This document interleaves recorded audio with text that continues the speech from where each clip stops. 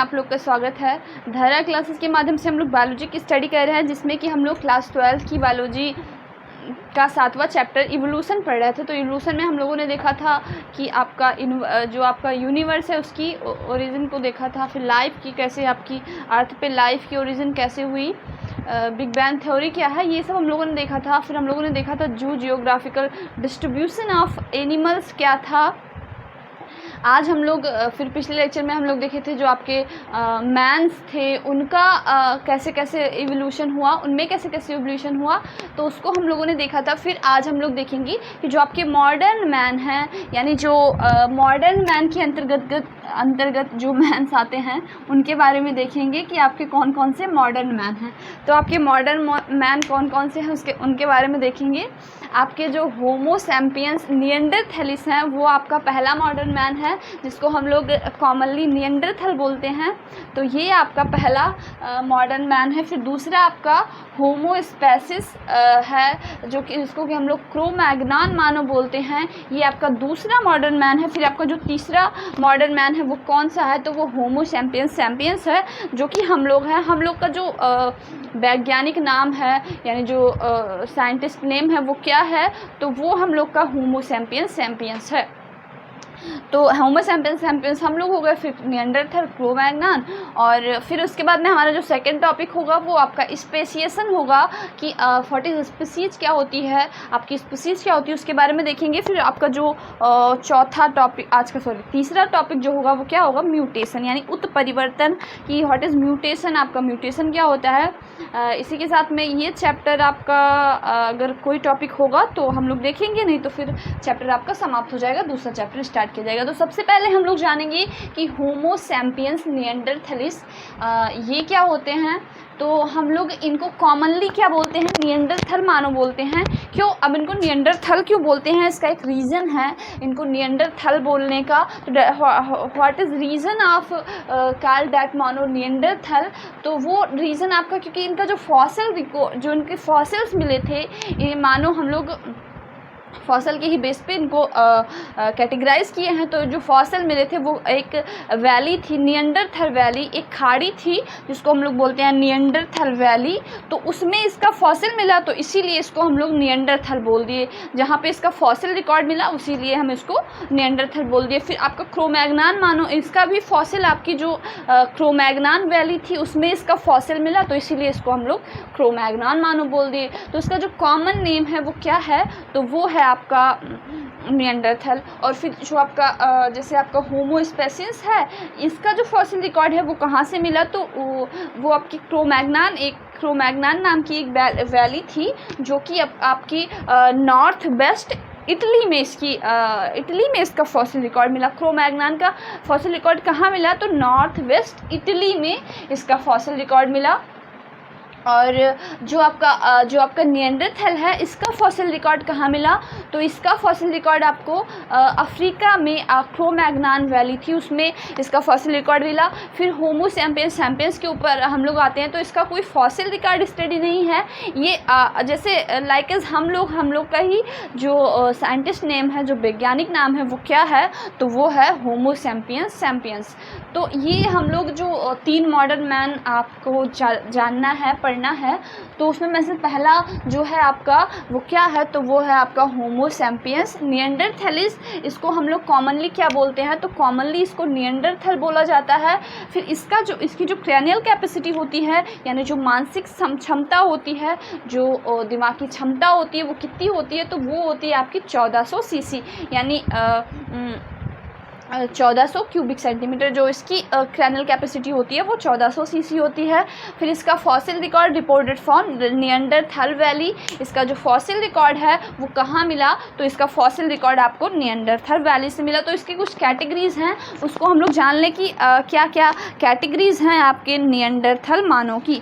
तो जानेंगे हम लोग कि what is category of Neanderthal मानव। तो there fossil record were reported by, कहाँ से मिला इसका फॉसिल रिकॉर्ड, तो इसका फॉसिल रिकॉर्ड मिला आपकी नियंडरथल वेरी से। देयर स्कल, इसका जो स्कल बोन थी वो थिक थी, जो इसकी सर की बोन थी वो काफ़ी ज़्यादा मोटी थी। Their head was low standing, जो इसका हेड था वो खड़ा, मतलब इसका हेड जो वो खड़ी। आईब्रोज जो थी इसकी रिजिड थी, यानी आईब्रोज जो थी वो काफ़ी ज़्यादा घनी थी। आपकी नियंडरथल मानव की आईब्रोज काफ़ी ज़्यादा घनी थी। फिर क्रैनियल कैपेसिटी के ऊपर आते हैं, तो इसकी क्रैनियल कैपेसिटी आपकी 1400 सीसी थी। ये एग्जिस्ट यानी become exist, they become exist यानी ये कब गायब हुए पृथ्वी से, तो आपकी जो ये एग्जिस्ट हुए, आपकी कब एग्जिस्ट हुए, तो ये आपकी 2500 ईयर ये के बाद ये लोग, मतलब 2000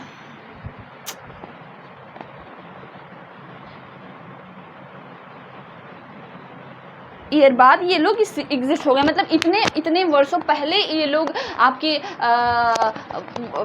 अर्थ पे पाए जा रहे थे, और अब ये एग्जिस्ट इतने साल बाद ये लोग मर गए। तो 25,000 साल पहले ये लोग पाए जाते थे। फिर देयर चेस्ट वाज लार्ज, इनकी जो चेस्ट थी वो काफ़ी ज़्यादा बड़ी थी। शोल्डर ब्रॉड, इनका जो कंधा था वो चौड़ा था।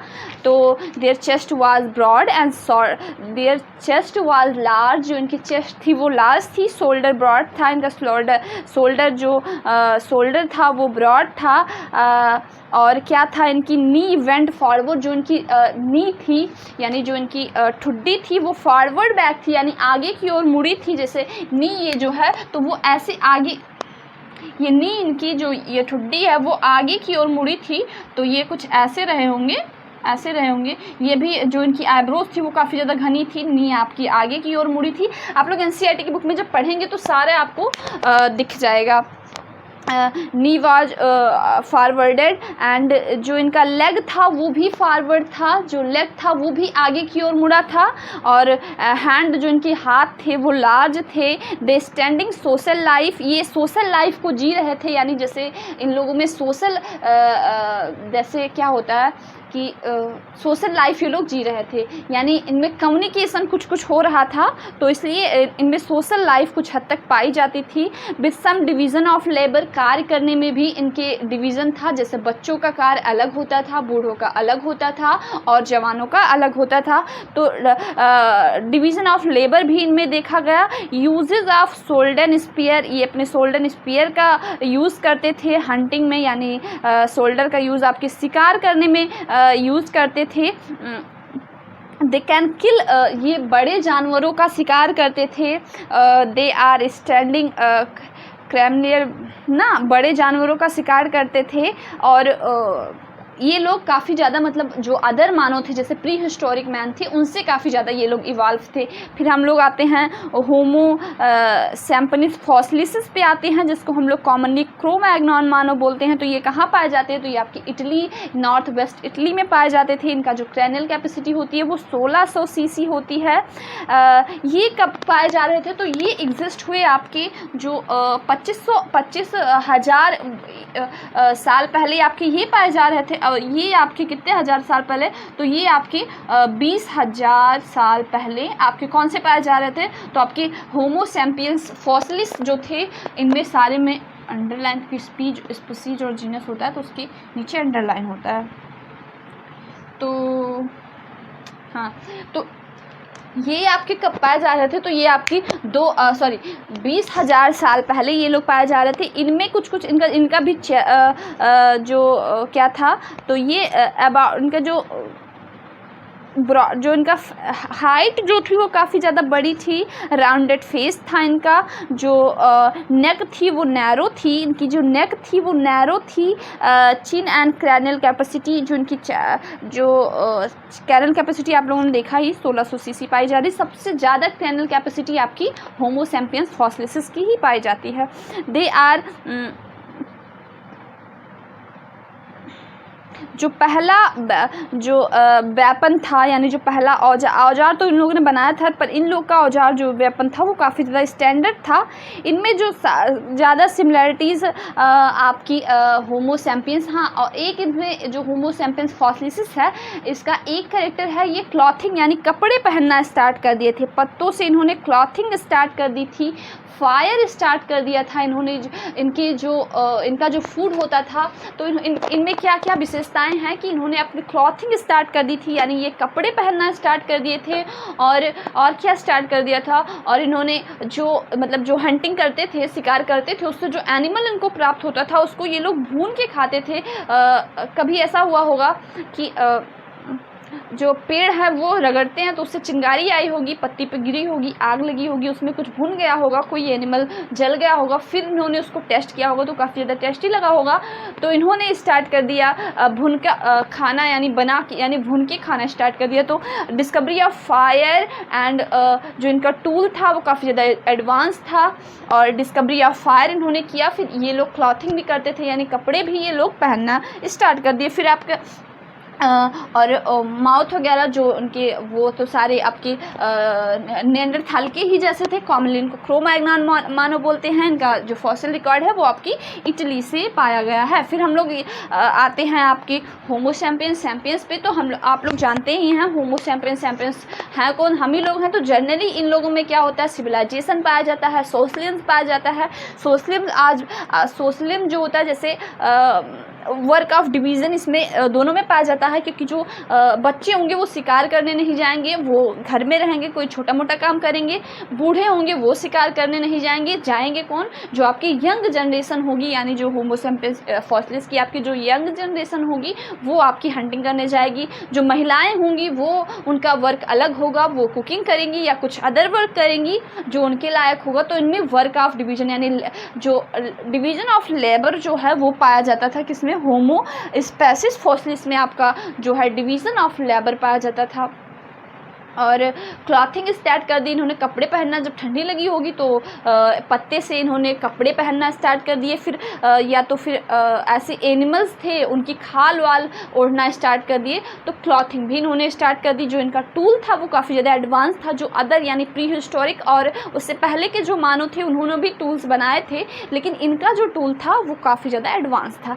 फिर हम लोग आएंगे अपने ऊपर, यानी होमो सैपियंस के ऊपर आएंगे। तो उनमें आप लोग जानते हैं जनरली जो हम लोग हैं इनमें काफ़ी ज़्यादा सोशलिज्म पाया जाता है, कम्युनिकेशन स्किल है, हम लोग बात कर सकते हैं। आज हम लोग कितने ज़्यादा एडवांस है, तो that is the advantage of our and Homo sapiens. तो हम लोग की जितने सारे एडवांटेज हैं तो वही सारे एडवांटेज आपकी होमो सैपियंस की भी होंगी, क्योंकि इनमें हम लोग आ रहे हैं। इनकी जो क्रैनियल कैपेसिटी है वो आपकी है 1400 से 1600 सीसी।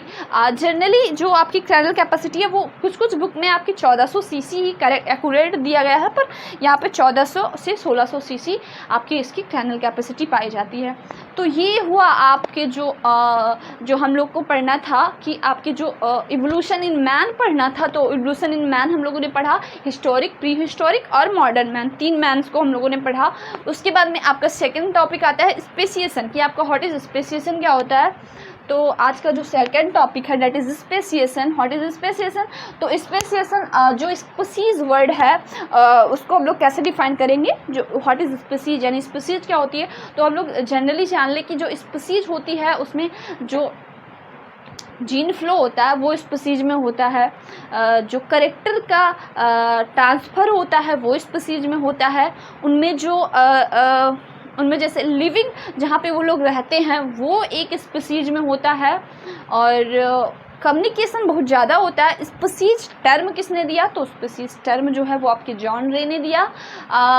इसी को हम लोग स्पेसिएशन बोलते हैं। जब एक स्पीसीज किसी ऐसे स्थान पे जाती है जहाँ का इन्वायरमेंट, कल्चर एकदम अलग होता है, तो धीरे धीरे करके उनमें म्यूटेशन होता है और वो एक स्पीसीज से अदर स्पीसीज में कन्वर्ट हो जाती हैं।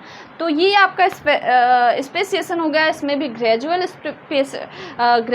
स्पेसिएशन होता है और अनग्रेजुअल स्पेसिएशन होता है। ग्रेजुअल में क्या होता है, जल्दी जल्दी ये दूसरी स्पीसीज का फॉर्मेशन हो जाता है, और इन ग्रेजुअल में आपकी धीरे धीरे स्पीसीज का फॉर्मेशन होता है। फिर आपका जो लास्ट टॉपिक म्यूटेशन आता है, उत्परिवर्तन आता है। तो उत्परिवर्तन को हम लोग कैसे जानेंगे कि व्हाट इज म्यूटेशन। तो म्यूटेशन में क्या होता है, जैसे आपको थोड़ा सा फीवर है और आप ले रहे हैं पैरासीटामोल, एक गोली आप पैरासीटामोल ले रहे हैं, आपको थोड़ा सा फीवर है, आप पैरासीटामोल ले रहे हैं, उसको आपने खाया, आपका फीवर ठीक हुआ, कुछ दिन बाद अगर वही फीवर आपको होता है, फिर आप अगर नेचुरली आप पैरासीटामोल खाते रहेंगे तो क्या होगा, आपकी बॉडी आपकी जो बॉडी होगी उसके लिए म्यूटेंट हो जाएगी। यानी अब अगर आपको उतना फीवर हुआ, आप फिर से पैरासीटामोल खाते हैं तो आपकी बॉडी उससे ठीक नहीं होगी। तो क्या हो जाता है, आपकी जो बॉडी होती है उसके लिए म्यूटेंट हो जाती है, यानी आपको पैरासीटामोल से फिर फ़ायदा नहीं होगा, आपको अदर दवा लेनी होगी। ऐसी अगर बात करें कि जैसे मान लीजिए कि कोई पुअर बच्चा है और कोई रिच बच्चा है, यानी कोई रिच चाइल्ड है, कोई पुअर चाइल्ड है। अगर कोई चाइल्ड पुअर है, वो विंटर्स में वैसे खुले में टहल रहा है, उसको ठंडी नहीं लग रही है, उसकी बॉडी जो है वो म्यूटेंट है, उसकी बॉडी में ऐसी कैपेसिटी जनरेट हो गई है कि अब वो ठंडी से झेल सकता है, क्योंकि उसने बचपन से ठंडी देखी है। और वहीं कोई रिच बच्चा है, वो टोपी भी लगाए है, स्वेटर भी पहने हैं, मफलर भी लगाए हैं और जैकेट भी पहने हैं, लेकिन फिर भी अगर वो बाहर निकलता है तो उसके नाक से सर्दी निकल रही है। तो क्या होता है, मतलब वो जो रिच बच्चा है वो विंटर के लिए म्यूटेंट नहीं है, क्योंकि उसने कभी भी विंटर में अपने आप को सर्वाइव नहीं किया है। और जो पुअर बच्चा है उसने अपने विंटर को सर्वाइव किया है। तो क्या हो गया, वो जो उसकी बॉडी हो गई, पुअर की बॉडी हो गई, वो विंटर के लिए आपकी म्यूटेंट हो गई, वो आपके विंटर के लिए म्यूटेंट हो गई, वो अब ठंडी से बच सकता है, उसकी बॉडी आपकी विंटर के लिए म्यूटेंट हो गई। ऐसे ही आपके वायरसेस होते हैं, वो जब जैसे आपका कोरोना था तो इसमें क्या हुआ, आपकी वैक्सीन लगी, आपकी बॉडी में वो क्या हुआ, आपकी बॉडी में डेथ पार्टिकल्स थे आपके कोविड के, वो एंटर करवाए गए, उससे आपकी बॉडी म्यूटेंट हो गई ना, उससे आपकी बॉडी में ऐसी एंटीबॉडीज़ डेवलप हो गई जो कि अगर आपका जो आपका लिव कोरोना पार्टिकल है वो अंदर जाएगा तो उससे आपकी बॉडी लड़ सकती है। तो इसी को हम लोग म्यूटेशन बोलते हैं। जैसे आप मान लीजिए, हम लोग में क्या हुआ, हम लोग का जो कैनाइन टीथ था वो काफ़ी ज़्यादा बड़ा था। हम लोग पहले जब कार्निवोर्स थे तो आपका कैनाइन टीथ काफ़ी ज़्यादा बड़ा था। अब हम लोग ऐसे नॉर्मल फूड को खाना स्टार्ट कर दिए, अगर मांस भी खाते हैं तो वो तल भून के खाते हैं, तो जिससे आपके कैनाइन टीथ का कोई वर्क नहीं रहा, वो आपका डिजनरेट हो गया। ऐसे ही आपके बॉडी पे हेयर हो गए, वो भी जो पहले जैसे आपके निएंडरथल वगैरह के बॉडी पे बहुत सारे बाल थे और आज बाल का कोई काम ही नहीं है, वो आपके क्या हो गए, डिजनरेट हो गए। तो यही आपको उत्परिवर्तन यानी म्यूटेशन में देखना है कि आपका म्यूटेशन होता क्या। तो that is examples of mutation. हम लोगों ने आज एग्जाम्पल जो थे आपकी म्यूटेशन के देखा। तो आज के लिए इतना ही, धन्यवाद।